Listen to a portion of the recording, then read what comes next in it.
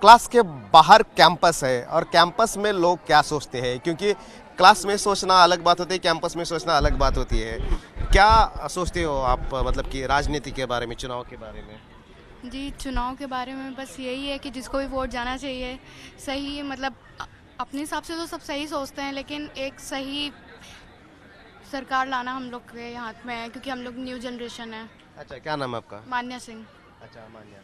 मान्य, क्या लगता है कि किसका काम जो है वो अच्छा दिख रहा है आपको, योगी का या अखिलेश का? ऑब्वियसली योगी जी आएंगे और अच्छा। आते ही रहेंगे। अच्छा क्यों, क्या वजह है? वजह साफ दिख रही है, पूरे में परिवर्तन।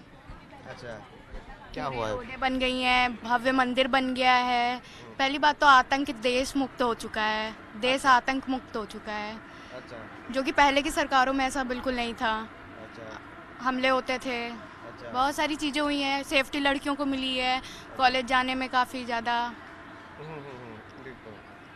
अभी कोई तंग नहीं करता? जी, अब कोई वो नहीं है। अच्छा। कोई रैगिंग वगैरह का कुछ नहीं है। अच्छा, तो आतंक हो या फिर बाकी चीज़ें हो, ये सब मुक्त किया गया है क्या योगी की सरकार में? जी, ऑलमोस्ट काफ़ी उनकी वजह से हुआ है इम्प्रूवमेंट, बट स्टिल कुछ ऐसी चीज़ें हैं जो अभी भी इम्प्रूवमेंट के लिए बाकी हैं। कौन सी?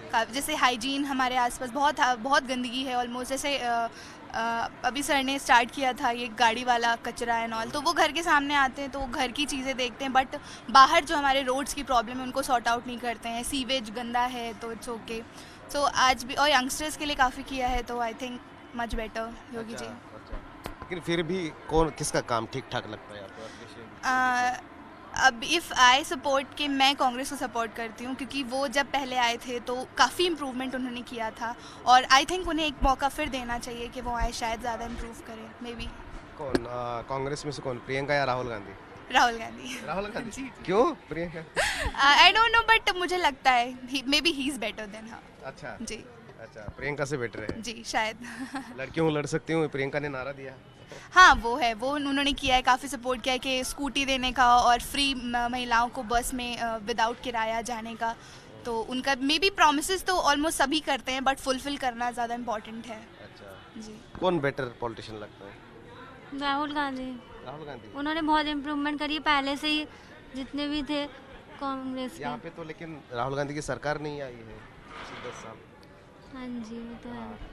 तो वही है कि अब जैसे लोग हैं कि इधर मिला तो चले जाते हैं, क्योंकि उनका माइंड खुद फिक्स नहीं है एक जगह पे। हाँ, कि जहाँ से उन्हें लगा थोड़ा सा प्रॉफिट है वो उधर ही चले जाते हैं।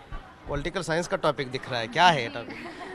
ये तो असाइनमेंट था, वो है। अच्छा, जी जी। क्या है असाइनमेंट? हाँ, हमारा सब्जेक्ट है पॉलिटिकल साइंस। अच्छा, हाँ। क्या लगता है कि अभी फिलहाल जो राजनीति चल रही है वो कैसे चल रही है, किस तरह से चल रही है यूपी की राजनीति? यूपी की राजनीति तो मतलब है, जैसे पॉलिटिक्स होती, सब एक दूसरे पे वो कर रहे हैं, बेसिकली बोलते हैं, बट अगर मेरे पर्सनल सपोर्ट पे है तो फिर मैं तो योगी जी को ही वोट दूंगी। अच्छा, क्यों, क्या वजह है? क्योंकि मतलब देखा जाए तो वो बहुत कर रहे हैं, ओवरऑल उन्होंने किया है, जैसे हाइजीन उनके पॉइंट पे लेते हुए वगैरह, लेकिन वो फिर भी मतलब उन्होंने कई सारे वो किए हैं, वो कर रहे हैं धीरे धीरे करके। एक्चुअली जो भी चेंजेस आएंगे वो एकदम से तो आ नहीं सकते, धीरे धीरे करके जब सब लोग करेंगे कलेक्टिवली तभी आते हैं। हाँ। तो राहुल गांधी नहीं कर रहे क्या? नहीं कर नहीं, वो बात नहीं है, ऐसा नहीं कह सकते कि वो कर नहीं रहे हैं, गवर्नमेंट ही नहीं आई, कैसे बोल सकते हैं वो कर, उनकी अभी गवर्नमेंट ही नहीं आई यूपी में, कैसे बोल सकते हैं वो कर रहे हैं कि नहीं कर रहे हैं। मतलब ऐसा तो किसी को पर्पसली नहीं बोलेंगे कि नहीं, ये नहीं कर रहे या वो नहीं कर रहे, बट अगर अपने ऊपर, अपने व्यू पे या अपने ओपिनियन सब लोग वोट देंगे तो वो तो मैं फिर वैसे योगी जी को दूंगी, बीजेपी। अच्छा, आपका, आपके क्या सोच है, कौन बेटर काम करता है? मेरे हिसाब से तो फिर अभी तो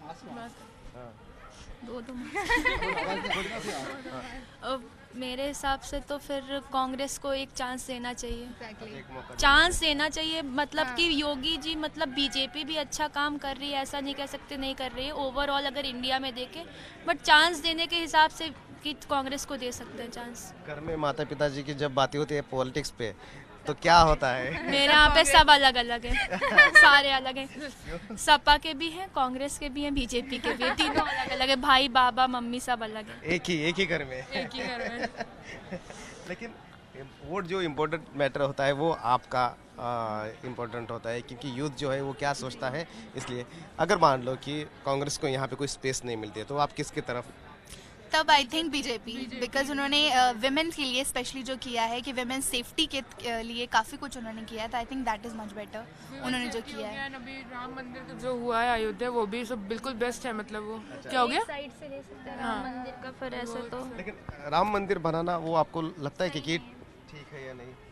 क्यों?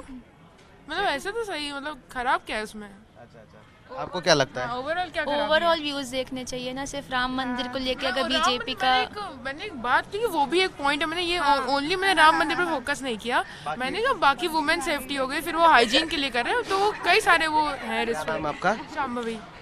आपका नाम क्या है? सौम्या। सही कहा कि सिर्फ राम मंदिर ही नहीं, हमें सब चीज़ें देखनी चाहिए, लेकिन उसके साथ साथ विकास और धर्म दोनों भी साथ में चलना चाहिए। किसी एक टॉपिक या किसी एक पॉइंट पे हम लोग को स्टक नहीं होना चाहिए, सब कंटिन्यू से ओवरऑल देख के करना चाहिए, वही कहने का मतलब करना चाहिए। और आपको क्या लगता है कि क्या कौन सी चीज़ देखनी चाहिए? मतलब डेवलप देखना चाहिए।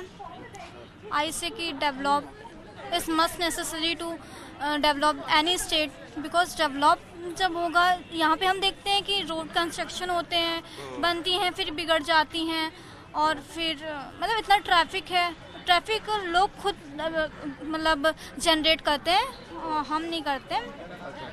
ओके, लेकिन बहुत से ये है, हमारे साथ टीचर भी है। आपके कॉलेज के स्टूडेंट तो बहुत ही शार्प है, मतलब कि उनको पता है कि धर्म की राजनीति क्या है, विकास की राजनीति क्या है।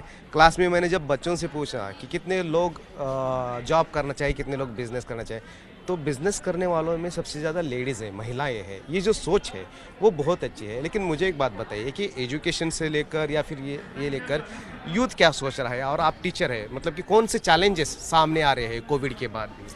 देखिए, एक चीज़ मैं बताऊं, आपके छात्रों की जो सोच है ये हम लोग डिसाइड करते हैं क्या होगी। अच्छा। और दूसरी चीज़ ये है कि उनका जो आसपास का वातावरण है वो भी डिसाइड करता है उनकी सोच क्या होगी।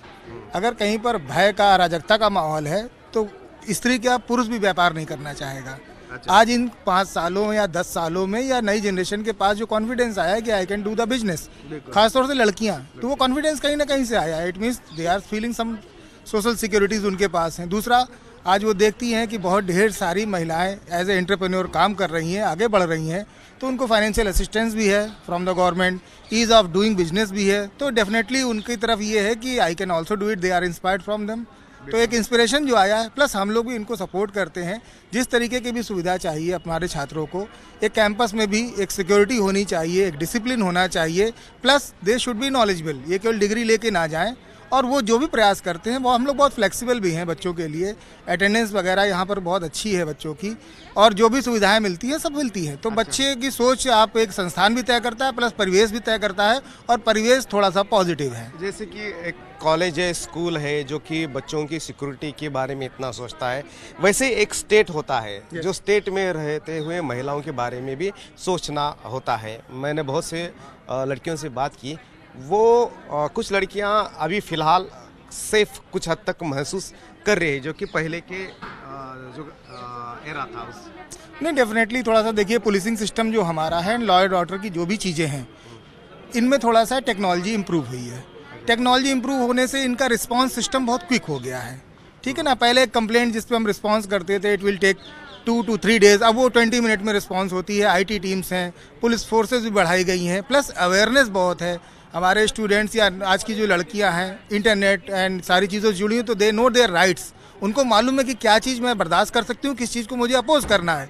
तो जब आपको राइट मालूम होते हैं, then you can raise your voice. तो वो अपनी आवाज़ भी उठाती हैं, और वो जब आवाज़ उठती है तो आवाज़ पे क्विक रिस्पॉन्स भी है। अच्छा। तो आई थिंक कि लॉ एंड ऑर्डर ठीक हुआ है, अभी और भी ज़रूरत है, लेकिन law and order it's not a duty of states only, it's also the responsibility of a institute as a family, कि हम अपने बच्चों को क्या सिखाते हैं, उनको सहना सिखाते हैं या जवाब देना सिखाते हैं, उनको उत्पीड़न करना सिखाते हैं या उत्पीड़न सहना सिखाते हैं या उत्पीड़न के खिलाफ लड़ना सिखाते हैं। ये हमारी भी जिम्मेदारी है। तो एक ना एक दिन जो है समाज में अब चेंज आ रहा है, ठीक होगा। टीचर की जिम्मेदारियाँ बढ़ रही है, पहले सिर्फ सिखाने की थी, अब चुनाव में ड्यूटियाँ भी करने की जिम्मेदारी है। नहीं, देखिए, हम ड्यूटी करने आते हैं, आप हमसे जो ड्यूटी करा रहे हैं, कोई किसी के घर का काम नहीं करा रहा है, इट्स ए नेशनल ड्यूटी। और ये जो सरकार बन रही है हमारे लिए बन रही है, इसमें जिसको भी सुविधा मिल रही है, जिसको भी मौका मिल रहा है, एक पर्व है हमारा, इसको हम लोकतांत्रिक का पर्व बोलते हैं, और पर्व में कोई भी शामिल होना चाहेगा, सीधी सी बात है। अच्छा, ये बहुत ही हिस्टोरिकल कॉलेज है, मैंने सुना है कि क्राइस्ट चर्च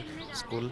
तो मुझे इसके बारे में, इस इंस्टीट्यूशन के बारे में बताइए कुछ कि कौन कौन यहाँ पे पढ़कर चुके हैं। देखिए बहुत ओल्डेस्ट कॉलेज है and we have a galaxy of alumnis. हमारे एलुमनाइज इतने टॉप लेवल पे एलुमनाइज हैं जो इंडिया को लीड करते हैं and we are proud of them. अच्छा, एग्जैक्टली जब ये एक स्कूल के फॉर्म में होता था अप टू 10th ग्रेड, तो late Motilal Nehru ji, the father of Jawaharlal Nehru, he was a student of this college. अच्छा, मतलब ये कब का एस्टेब्लिश है? ये एस्टेब्लिश है 1866 का। अच्छा, तो मोतीलाल नेहरू यहाँ के पढ़े हुए हैं। इस हॉस्टल में हमारा एक हॉस्टल भी है। अच्छा, वहाँ पर वो रहे भी हैं। उसके बाद आपके प्रेजेंट एनएसए चीफ जो हैं mister Ajit Doval, he is our student. PMO office में पर्सनल सेक्रेटरी टू पीएम जो निपेंद्र मिश्रा जी रहे हैं, वो हमारे स्टूडेंट हैं। रॉ के डायरेक्टर वो भी हमारे स्टूडेंट रहे हैं। ढेर सारे बिजनेसमैन भी हमारे स्टूडेंट्स हैं। इवन आपके Kuldeep Yadav is our student, Indian cricket team player. Mister Abhijeet Bhattacharya famous singer is also our student. तो इट्स ए गैलेक्सी। यहाँ पर कानपुर में आप यही एक ऐसा कॉलेज है जिसने ढेर सारे स्टार्स दिए हैं all over India and they are serving the nation with proper zeal and just. बिल्कुल, स्टार्स तो दिए हैं और इसके साथ ही इस स्टेट की राजनीति में कौन स्टार होगा ये भी आपके स्टूडेंट ही तय करने वाले हैं। ये देखिए, ये इनका लोकतांत्रिक अधिकार है और इनकी अपनी अपनी विचारधारा के हिसाब से। देखिए कोई भी चीजें किसी लहर में नहीं होती, देयर इज सम आइडियोलॉजी, और आइडियोलॉजी आपकी परवरिश से बनती है। आप सोचें 4 दिन 5 दिन प्रचार करके आइडियोलॉजी चेंज कर देंगे, वो नहीं होता है, ये एक भ्रम है। आइडियोलॉजी बहुत डीप रूटेड होती है और जिसके पास जो होती है, तभी हम कहते हैं ना कोर वोटर। कोर वोटर का टर्म ये है कि यू हैव एन आइडियोलॉजी। बाकी फ्लेक्सिबल वोटर तो हर जगह है, वो तो सभी जगह रहता है थोड़ा बहुत। बिल्कुल, धन्यवाद हमसे बात करने के लिए। एक तो कि हमने टीचर का भी नज़रिया देखा और स्टूडेंट का भी नज़रिया देखा। देखते हैं कि यूपी की राजनीति में क्या होता है। कैमरामैन राजेश के साथ रामराज शिंदे, कानपुर।